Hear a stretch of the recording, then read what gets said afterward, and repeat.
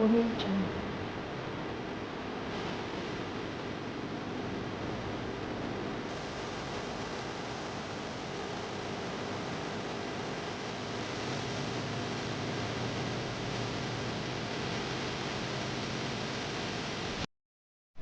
मी कैलास साबळे. आपण पाहत आहात द पॅन्थर टाइम्स. बदलापूर शहरातील जुवेळी तलपाडा येथील नाल्याजवळील एका इसमाचा दगडाने ठेचून हत्या करण्यात आली होती.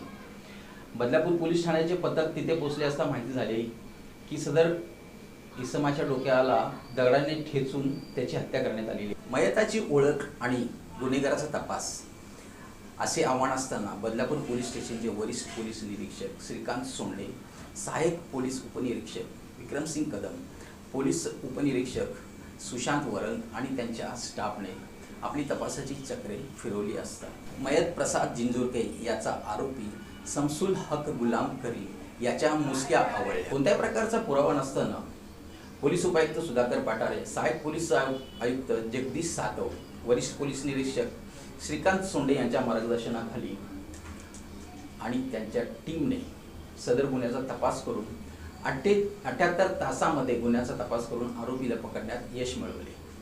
सदर गुन्ह्याची माहिती देताना पोलीस उपायुक्त डॉक्टर सुधाकर पाटारे यांनी माध्यमांशी बोलताना सांगितले की बदलापूर पूर्व पोलीस स्टेशनच्या हद्दीमध्ये जुवेली तळपाडा गावामध्ये एक अनोळखी इसमाची डेड बॉडी सापडली होती. त्याची ओळख प्रसाद दिगंबर जिंजुरके, राहणार पोद्दार एव्हरग्रीन कॉम्प्लेक्स, सापेगाव, बदलापूर हा असल्याचं निष्पन्न झालं.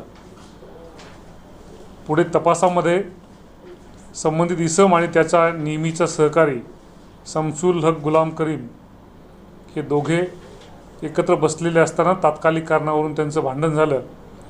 त्याने आरोपीने मयतावर हल्ला केला आणि त्यात तो मयत झाला. हा आरोपी गुन्हा केल्यानंतर घटनास्थळावरून गायब झाला. 72 तासामध्ये बदलापूर ईस्ट पोलिसांनी त्याला अटक केलेली आहे. आरोपीने गुन्ह्याची कबुली दिलेली आहे आणि उद्या त्याला कोर्टापुढे हजर करण्यात येणार आहे. सदर गुन्ह्याचा यशस्वीपणे तपास करण्याचे